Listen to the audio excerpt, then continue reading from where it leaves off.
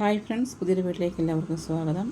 ഇന്ന് നമ്മളിവിടെ ചെയ്യാൻ പോകുന്നത് ചിക്കൻ ലോലിപോപ്പാണ്. അപ്പോൾ നമുക്ക് വീഡിയോയിലേക്ക് പോകാം.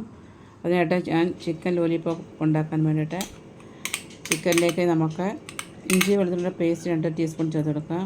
1 സ്പൂൺ സോയ സോസ് ചേർത്ത് കൊടുക്കാം. വിനീഗർ ചേർത്ത് കൊടുക്കാം 2 ടീസ്പൂണോളം. 1 സ്പൂണോളം കാശ്മീരി ചില്ലി പൗഡർ ചേർത്ത് കൊടുത്തിട്ടുണ്ട്. ഇതിലേക്ക് നമുക്ക് ആവശ്യത്തിനുള്ള ഉപ്പ് ചേർത്ത് കൊടുക്കാം. ഒരു വൈറ്റ് പെപ്പർ പൗഡറാണ് ഇവിടെ ചേർത്ത് കൊടുത്തിരിക്കുന്നത്.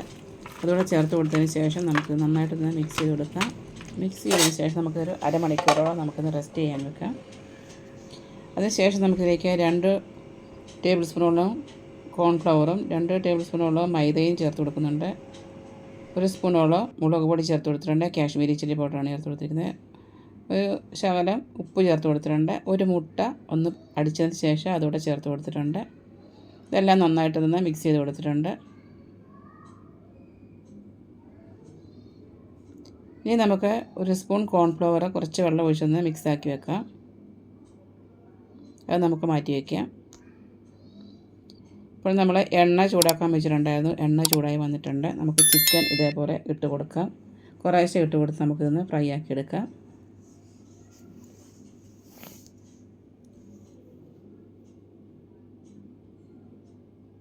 ഇപ്പോൾ ഇട്ട് കൊടുത്ത് നമ്മളൊരു 2 മിനിറ്റ് കഴിഞ്ഞപ്പോഴത്തേക്കും തിരിച്ചിട്ട് കൊടുത്തിട്ടുണ്ട്.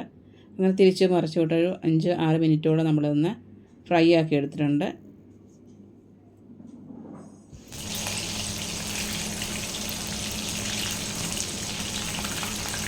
അപ്പോൾ നമ്മളിതെല്ലാം തിരിച്ച് മറിച്ച് വിട്ട് ഫ്രൈ ആക്കി എടുത്തിട്ടുണ്ട്. ഇത് നമുക്കിനി കോരി നമുക്ക് പാത്രത്തിലേക്ക് മാറ്റണം. ഇപ്പോൾ എല്ലാം ഫ്രൈ ആയി വന്നിട്ടുണ്ട്. നമുക്കിത് കോരി മാറ്റാം.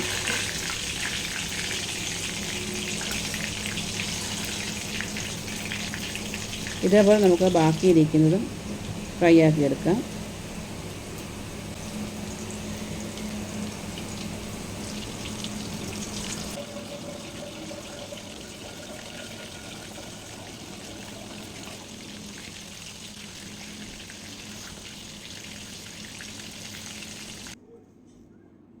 അപ്പോൾ ഇതെല്ലാം ഫ്രൈ ആയി വന്നിട്ടുണ്ട്. ഇത് നമ്മൾ കോരി മാറ്റിയിട്ടുണ്ട്.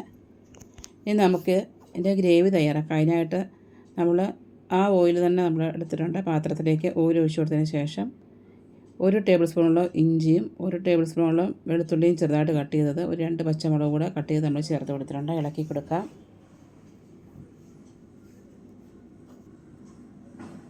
ഇനി നമുക്കിതിലേക്ക് സവാള കട്ട് ചെയ്ത് വെച്ചിട്ടുണ്ടായിരുന്നു. അതുകൂടെ ചേർത്ത് കൊടുത്തിട്ടുണ്ട്. ഒരു 3 ടേബിൾ സ്പൂണോളം സവാള ഉണ്ട്, അതും ചേർത്ത് കൊടുത്തിട്ടുണ്ട്. ചേർത്ത് കൊടുത്ത് നന്നായിട്ട് മിക്സ് ചെയ്തതിന് ശേഷം നമുക്കിതിലേക്ക് 3 ടേബിൾ സ്പൂണോളം ഷിഷ്വാൻ സോസാണ് ചേർത്ത് കൊടുത്തിരിക്കുന്നത്. അത് ചേർത്ത് കൊടുത്തിട്ടൊന്ന് ഇളക്കി കൊടുക്കാം. ഇനി നമ്മളിതിലേക്ക് ചേർത്ത് കൊടുക്കുന്നത് സോയ സോസാണ് ചേർത്ത് കൊടുക്കുന്നത്. 1 ടേബിൾ സ്പൂണോളം സോയ സോസ് ചേർത്ത് കൊടുത്തിട്ടുണ്ട്.